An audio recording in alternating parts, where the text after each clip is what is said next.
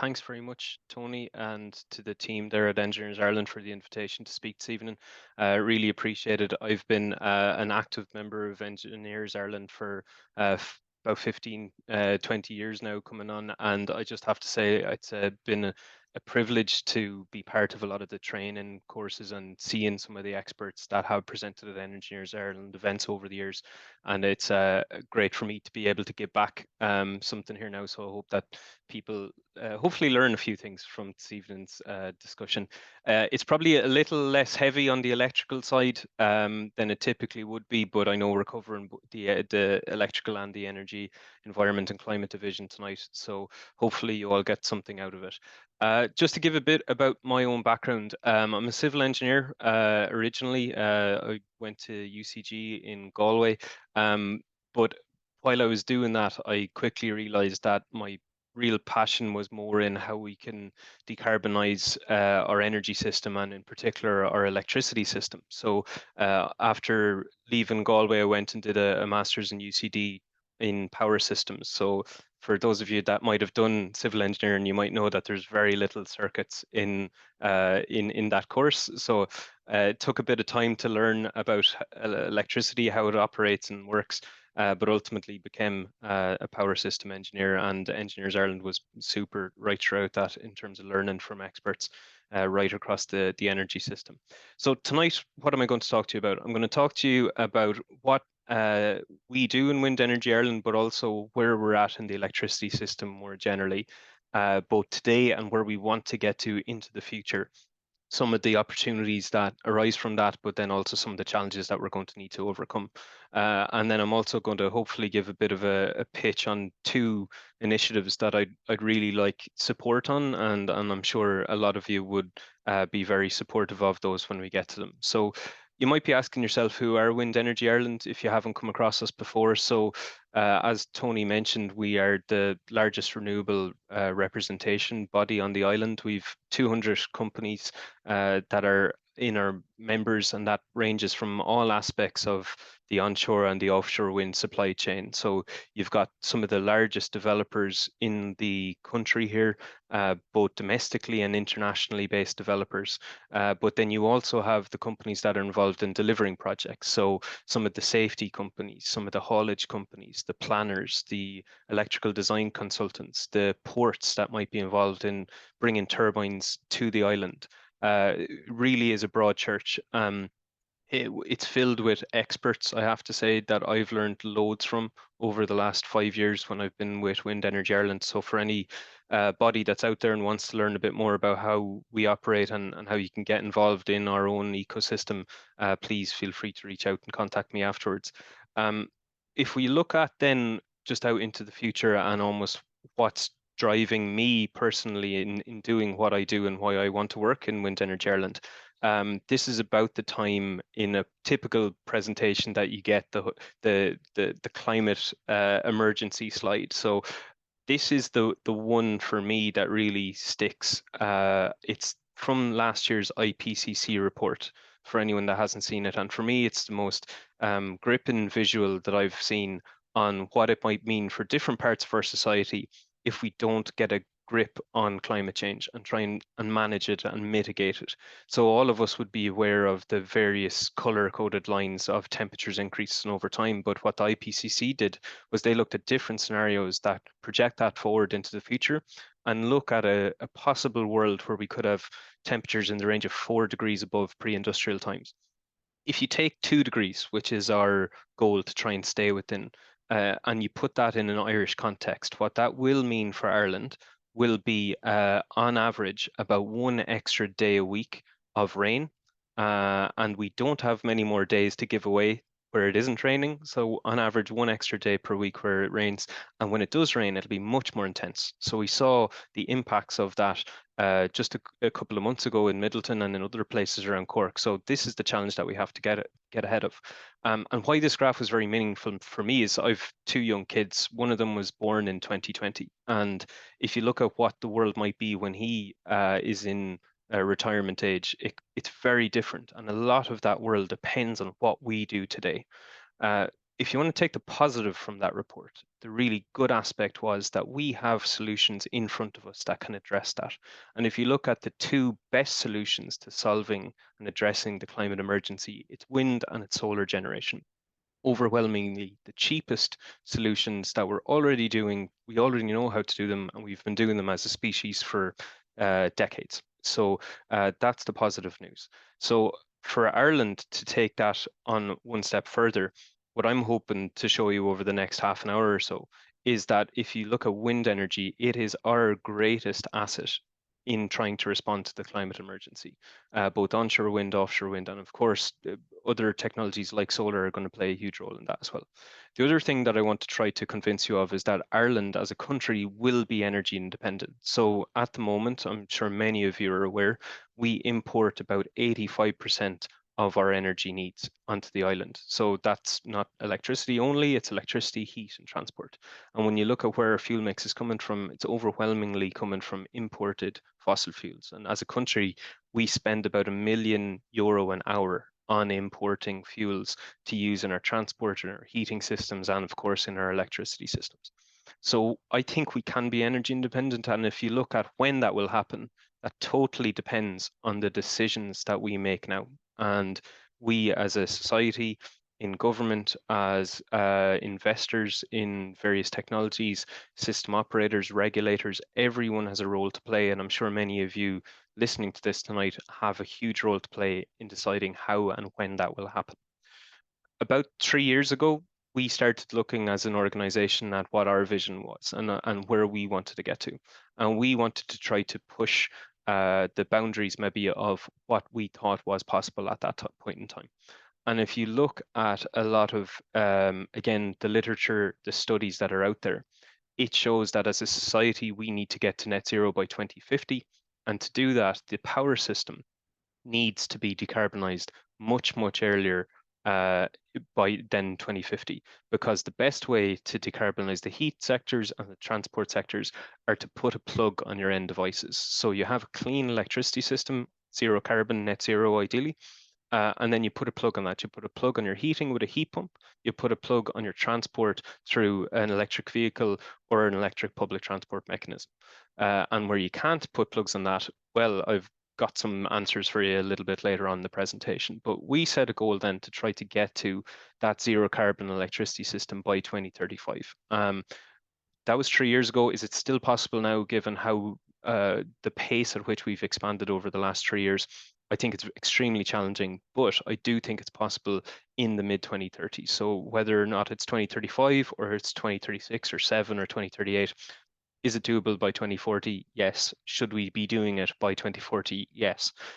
So how can we do that? That's the journey that I'll take you on now over the next while. So where are we at today when it comes to wind energy?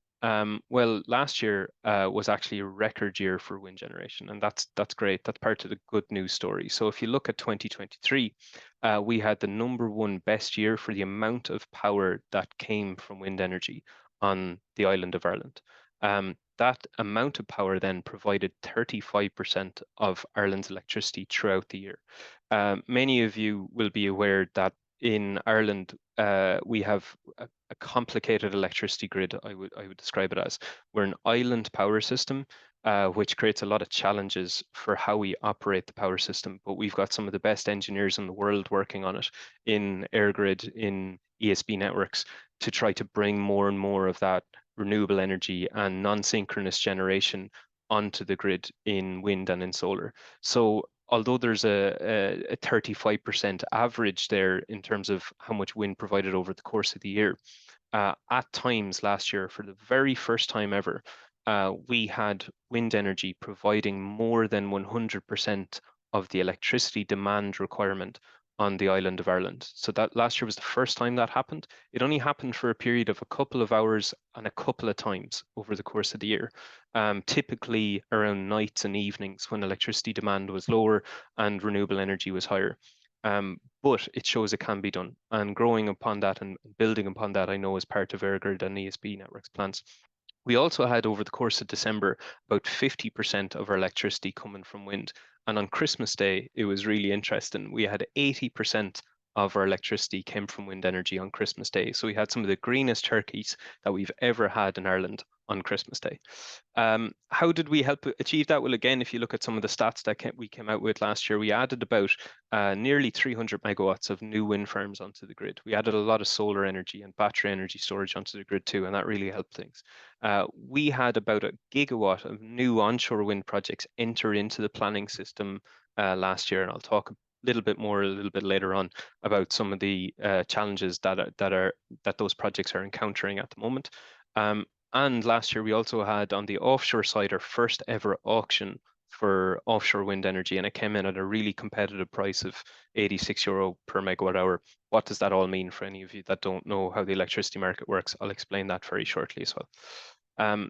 If you look at what wind energy does when it comes to electricity pricing, this was a question that we got a lot over the past 2 years when electricity prices and electricity bills skyrocketed right around the world, really, but particularly in Europe and in Ireland because of our reliance on imported fossil fuels predominantly coming. Well, I know as a continent, we've certainly removed a lot of that reliance on Russian gas, which has been a huge benefactor in terms of bringing the price down. So what you're seeing here is a graph that we produce every month as part of a monthly wind report. So you can see here in green, this is the wholesale market price in 2022 versus the wholesale market price in 2023. So you can really see how the gas market leveled off in 2023 and it helped to bring that price down.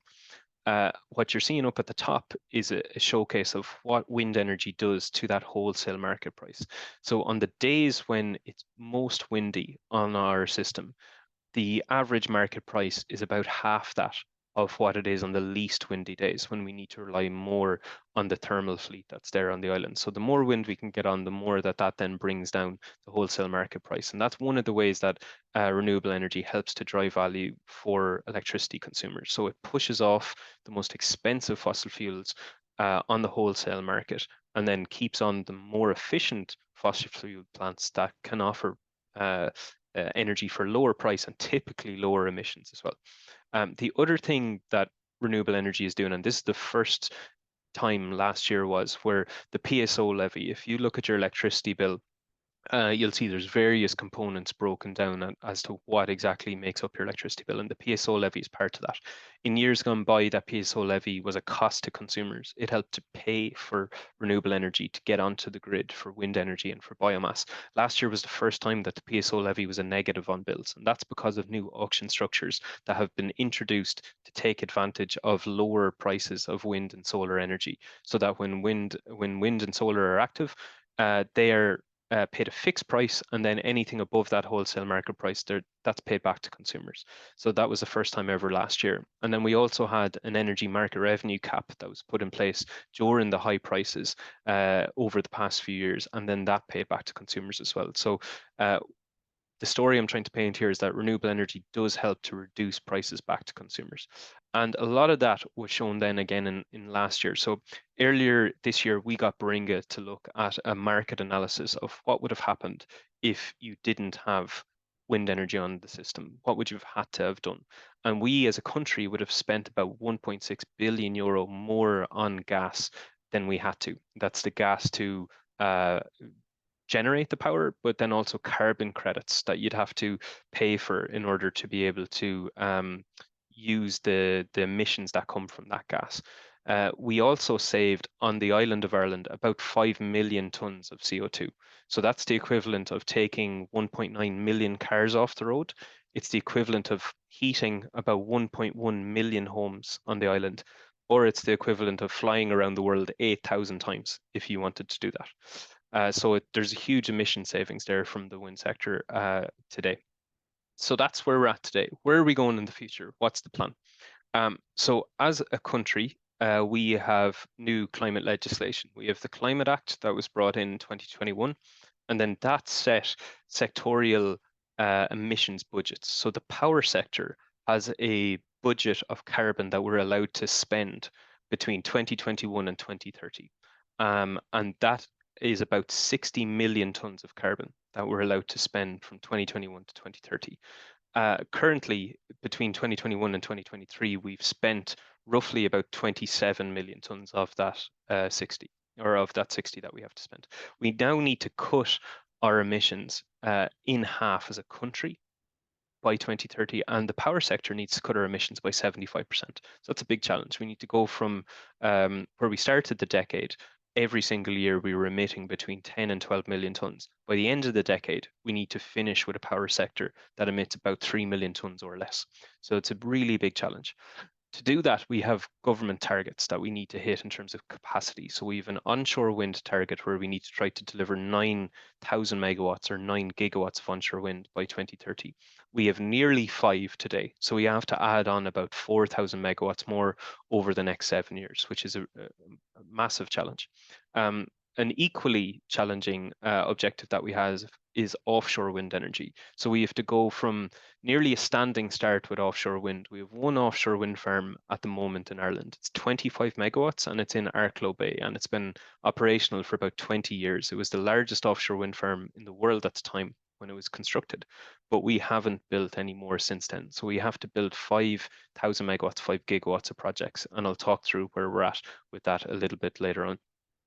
If you look at the 9,000 megawatts of onshore wind and how we're going to get there, I just want to take you through the development cycle of an onshore wind farm and how we managed to get from where we're at today to where we need to be by 2030. And you can break it down in development steps. So the first step in development is you need to go and you need to carry out environmental surveys. You need to understand locations, and you need to sign up landowners to be able to construct turbines on the land and grid access routes. So we have in Ireland today just short of 8,000 megawatts in that development phase. Now, projects in this development phase tend to get smaller over time as more constraints are layered on, and they work through things like environmental challenges. They engage with local communities. They find out more about the areas, and what might start off as a 100 megawatt project might end up as an 80 megawatt project or 70 megawatt project as turbines are taken out or moved for various reasons. So we have about 8,000 megawatts of projects in that phase that are currently completing things like bird surveys, where they need to do 2 years worth of bird surveys before you can apply for planning permission. For projects then that are in the planning system, we have nearly 2,000 megawatts of projects in the planning system today.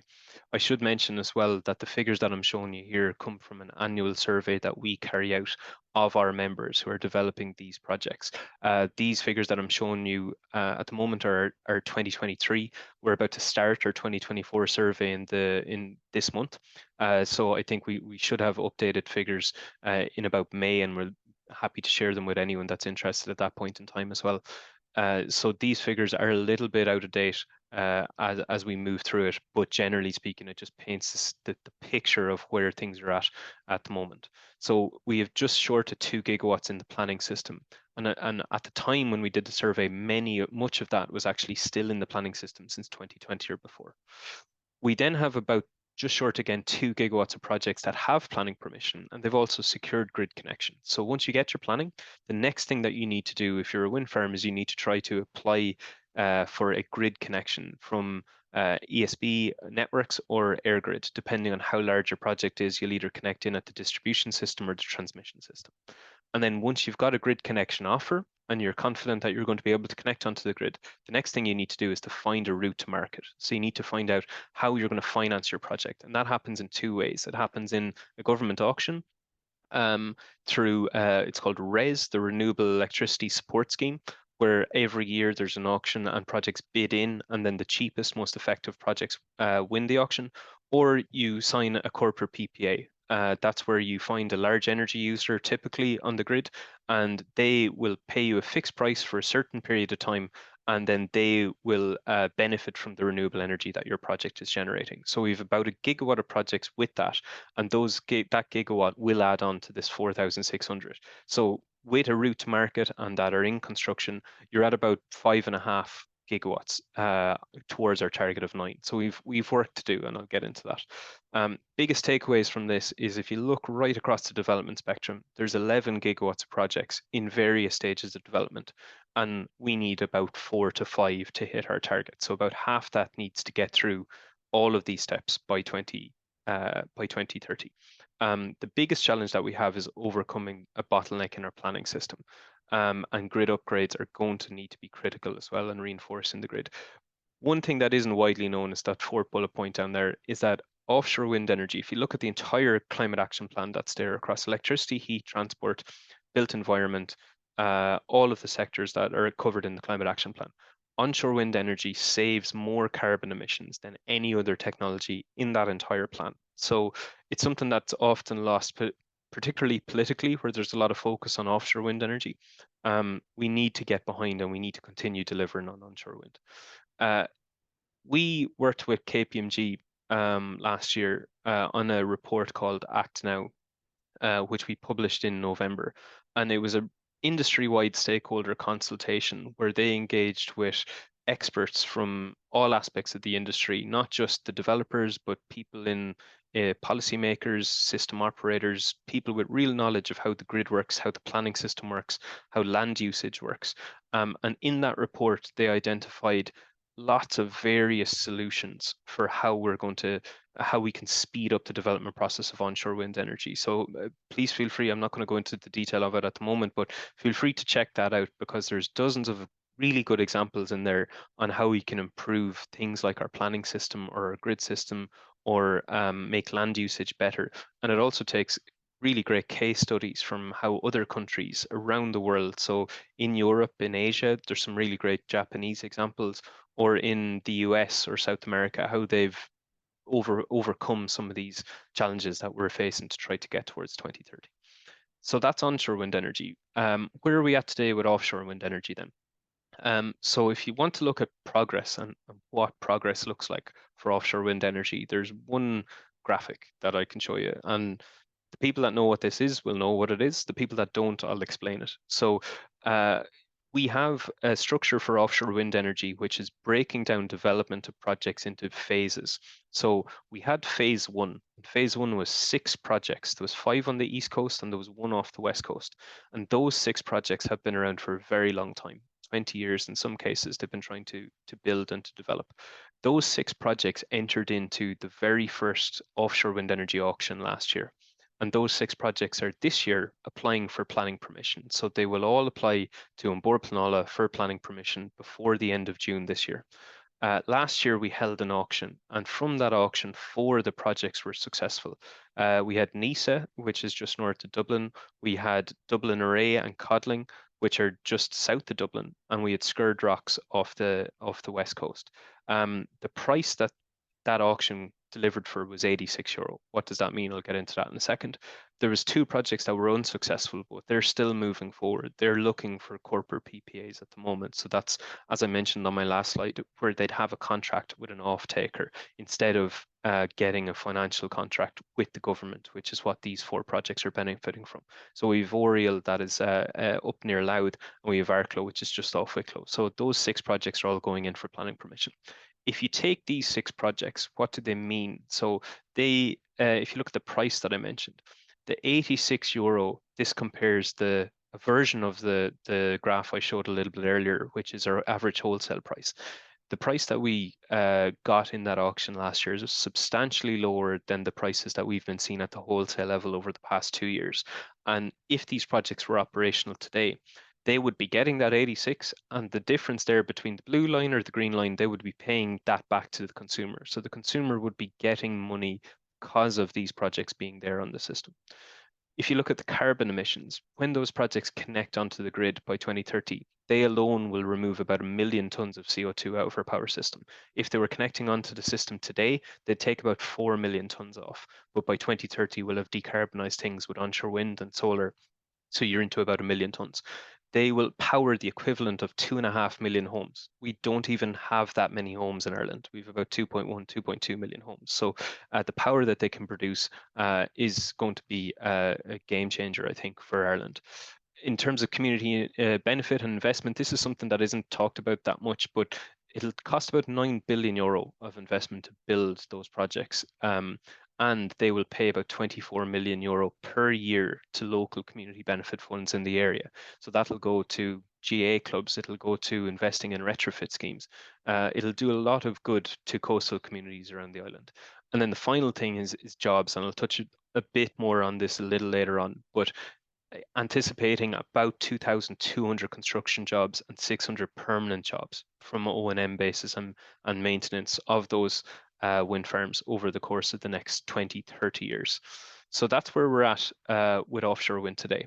When we look out into the future and trying to hit our targets, then our goal as an organization is to try to tackle the risk registers which are there for the companies that are trying to build wind energy. So our objective is to try to get as much wind energy built as possible and to do it at the best possible price for the consumer. So the best possible value that we can deliver to the consumer. So how can we make it more efficient to build renewable energy? There's two things that I want to spend a little bit of time on that we need to focus on. And the first one is the planning system, and the second one is the electricity grid and how we need to reinforce and invest in our electricity grid. If you look at the planning system, there's three things that as a country we need to try to do to try to make planning for renewable energy and grid infrastructure more straightforward. The first thing is resourcing. So a lot of people will be very familiar with some of the challenges that Onboard Planola have faced over the past 2 years. They've come through, I think, a period of turbulence when it comes to government and resourcing. There was a period last year where the board that make decisions in Onboard Planola was down to about 4 or 5 people. Thankfully, it's back up to 15 people now. It's fully resourced and they're making decisions at a much faster rate. But we do need to see more planners coming through our education systems and going into our system. Because even if you take those projects that I mentioned earlier on, the 6 offshore wind projects, they'll be 6 of the largest infrastructure projects in Ireland's history.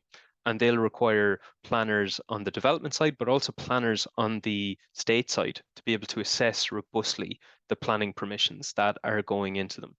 We also need ecologists. We need marine biologists. There's a lot of people that we need in our planning system. It's not just in Onboard Planola, it's in places like National Parks and Wildlife Service, local county council levels as well. Uh, there's a lot of talk at the moment around new planning laws and the planning and development bill, but it really won't matter if we get those laws passed if the agencies aren't there to deliver with the right people. So that needs to be a focus. Second thing is we need to figure out a way to prioritize renewables and grid infrastructure through the system. It's simply taking too long for these projects to get from A to B into the system and out of the system. And when a lot of people hear me talking about this, they think we're just looking for an easier journey through the system. That's not the case. What's important is that decisions come out in a dependable and certain time frame, so that when you submit planning permission, you know that a planning decision will come out within a particular time frame. It's currently taken anywhere from 60 to 90 weeks to get a decision, when it really should be in kind of 18 to 24 weeks that we're trying to get decisions. A lot of new EU legislation is really pushing that to try to get renewables and grid infrastructure through the planning system faster and faster, again, in response to that Russian invasion of the Ukraine and trying to wean ourselves off imported fossil fuels. The final thing that we need is a streamlining of decisions. So this goes back to that. How quickly can we make decisions? So in the new planning development bill, there is mandatory decision timelines coming in. Critical will be making sure the right people are there so that when those decisions are coming in, they can withstand legal challenge and judicial review, which unfortunately is part and parcel of the development landscape at the moment for renewable infrastructure. There was 6 wind farms that got planning permission last year from October to the start of January. Unfortunately, all 6 of those have now been judicially reviewed, so they'll be challenged in the court system, and it will take longer and longer for those projects to come out on the other side. So trying to speed that up and streamline decision making is vital. On the grid side, then, again, I want to call out 3 things. So planning for a 21st electricity grid, a lot of our investment in the grid from the 1920s when we had rural electrification to the 1950s, and then to the proliferation of the grid from the 1980s up to the early 2000s. It's very based on large thermal fossil fuel plants that were located in parts of the country and then bring in energy from those plants to the towns and cities right around Ireland. Our grid is very different today. We have a much more diverse range of where generation occurs in wind farms and solar farms and battery energy storage. So making sure that the grid is there and ready for that 21st century electricity grid is important. EirGrid have a plan out at the moment shaping our electricity future, and making sure that that plan is delivered by 2030 needs to be a priority for anybody working in the energy sector. Similarly, ESP networks have a strategy going out to 2040, looking at how to decarbonize the distribution system. Vital that that gets over the line as well.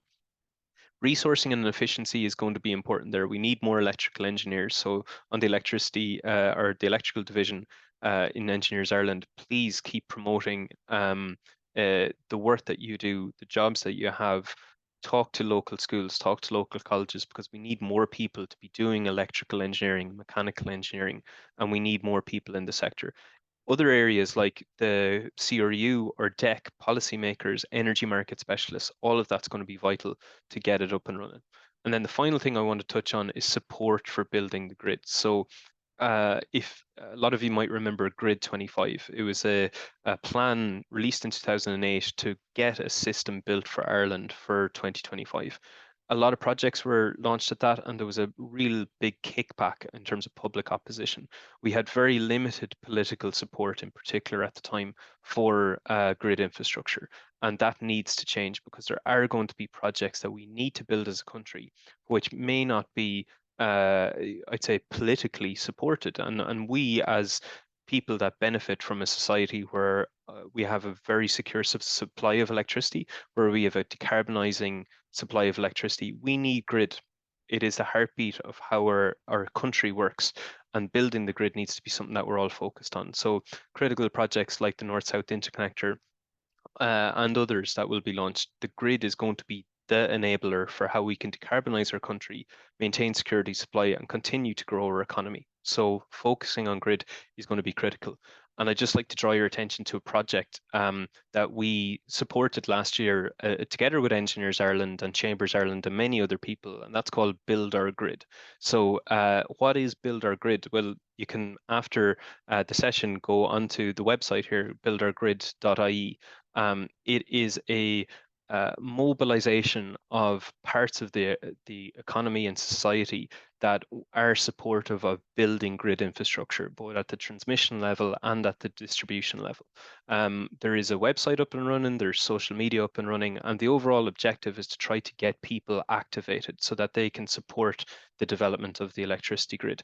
If you talk to any politician and there's a grid piece of infrastructure in their area, particularly an overhead line or sometimes a substation, you're going to hear about the people that talk to them to say that they don't want those projects in the area. The objective of the Build Our Grid campaign is to try to activate people that are happy to have those projects in their area, that want grid infrastructure built, maybe businesses in the local area, in towns nearby, that want a secure source of electricity so they can attract more domestic, more international businesses, so they can keep people working in their communities.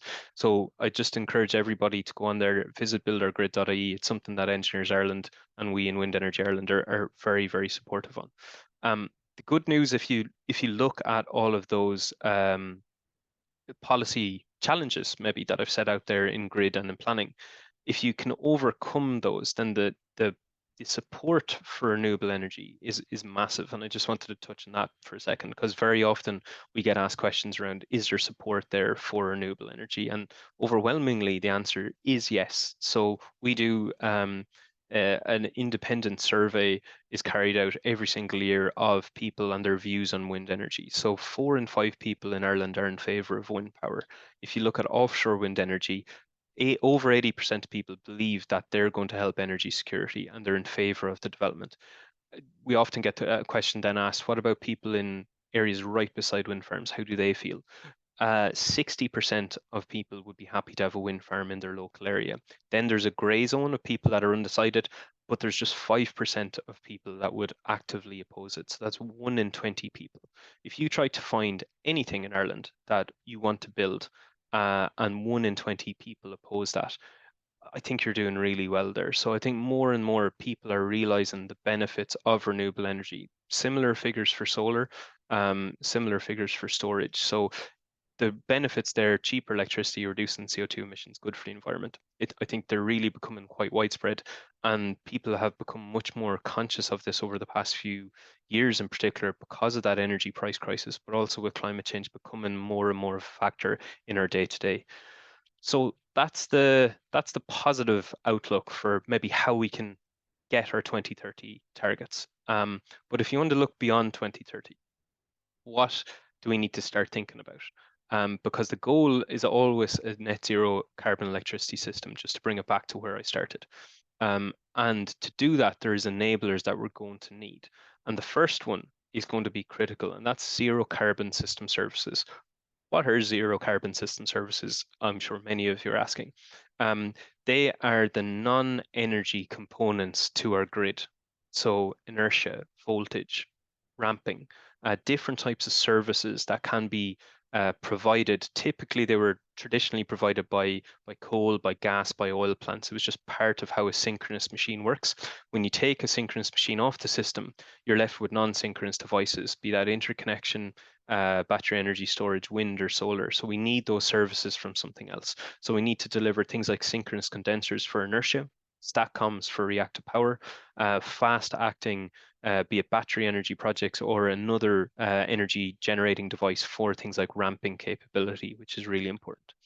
The second thing that we need, and this is something that probably a lot of people aren't thinking of, but I think we as a country need to start thinking about it, and that's customers. So who are future customers going to be for the renewable energy that we are generating? Because if we are, as an island, very lucky to have some of the best wind resources on our planet, uh, who's going to be the customers of the future? Because wind farms, be it onshore or offshore, or solar farms, are not going to be build and be there if there isn't a customer on the other end. So how can we make those customers uh, things that will help us to deliver that zero carbon energy system? So things like storage, long duration energy storage in particular is going to be vital. Things like hydrogen or its derivatives, things like e-fuels, so ammonia, other types of e-fuels for things like sustainable aviation fuel or sustainable shipping is going to be an important one.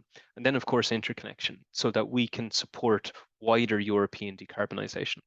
What I haven't talked about yet is electrification and how we can change those parts of societies in heat and transport and decarbonize those as rapidly as possible, but do it in a way that it supports the electricity grid. How can we line up electrification with the renewable portfolios that exist with our wind and with our solar that's out there? So we looked at this about 2, 3 years ago now as part of a study, and I had to throw this in there because I'm very conscious I'm talking to the electrical division, and so far it's been very energy and very policy focused. So I needed to throw something in here that's a bit more on the electrical engineering side. So this is a piece of work that we did, and I gave a presentation to the energy division 2 years ago on this, and I'm sure you can find it still online. I went into this in deep. I'm not going to do that this evening. I'm just going to give you an overview. But what it did was it took where we might end up in 2030 and how could you translate that system then into a zero carbon electricity system? So what might be required as a pathway to get us there? So when we did the study, I'll give you the starting point first. We took the objectives that government had. So these were the capacity targets that at the time government had. Since then, the onshore wind has been revised up to 9 gigawatts. And when you add in 50% of those overall capacity targets, this is what you get. You get a 70% renewable electricity system, and you get a residual carbon within your electricity system of just over 3 million tons. And if you remember from my earlier slide, we need to get the power sector emission down below 3 million tons. That's our goal for 2030. So how could we do that? That's what this study looked at. So the first thing that the study did is it looked at zero carbon system services. It looked at what if you had more batteries on the system? What if you had more STATCOMs? What if you had more synchronous condensers? What if you allowed the system to operate to 100% SNSP? We're already world leading as an island at 75%. What if you got to that 100%? What if you managed to operate the system with 0 megawatts of fossil fuel generation online? That would lead then to a cut of uh, about 1.7 million tons of carbon. Your RESI is now above 85% or about 85%, and you're still not using that full capacity that we have for our government targets. So there's still headroom there. How do you go beyond that? How do you go further? Well, the first thing that we tried was we added more renewable energy onto the system. We didn't change anything else. We just added more wind and more solar onto the system. So we moved those capacities from two-thirds up to 80%. Now, what you're seeing there is that you are reducing the emissions further, but it's not really a great bang for your buck. You're not reducing them as much as you should. And the reason for that is a lot of that renewable energy that's being generated is surplus. It doesn't have a customer, to go back to my earlier point, and a lot of it is curtailed and wasted as a result of that. So, how can you create customers for that energy that will help to decarbonize the grid? The first thing that we should look at is our interconnectors. What can we do with our interconnectors to get them to operate more efficiently? So what we did is we added in a carbon price. So with a high carbon price in the electricity market, it makes it more expensive to use gas, use coal on the system, and it makes the interconnectors trade more aligned with carbon rather than pricing. So what I mean by that is if a system has a lower carbon CO2 intensity, it tends to be an exporter compared to a system that has a higher CO2 intensity. So if we do that, we can make better use of our interconnectors. And really important here is that our carbon pricing is aligned with our neighbors. Currently, there's a disparity between EU carbon pricing and British carbon pricing. And that currently is making it very attractive to Ireland and to other EU countries to import power from Britain because of that lower carbon price. That's something that we need to align. The second thing and third thing then that you can look at is long duration energy storage. So that's getting into your multi long-term hour. We're talking probably 8 hours to 100 hours of storage here, and green hydrogen, or it could be a derivative of green hydrogen. So if you add in the long duration storage by itself, you can continue whittling it down. If you add in the green hydrogen instead of fossil fuel gas plant, that gets it down further. If you do both of those two things together, you can get down to a really, really negligible amount of carbon within your power system. And if you look at the capacities here, we haven't added more renewable capacity at all since this step back here, but we have got more and more carbon off the system. Then finally, if you do want to get to that zero carbon system, you just keep adding more of the same. You bring that capacity target up to 100%. You build all of this amount of energy. You then build out more long duration storage and more green hydrogen, and that is possible. So a zero carbon energy system can theoretically be done.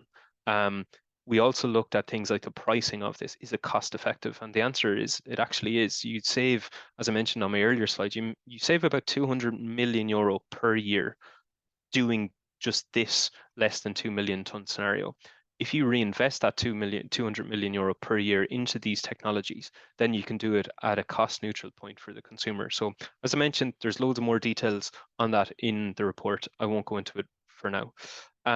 I'd just like to wrap up by just giving you an overview of one thing. So I mentioned the planning system, I mentioned the electricity grid. The third thing on everybody's risk register, as I look out and talk to our members, is people.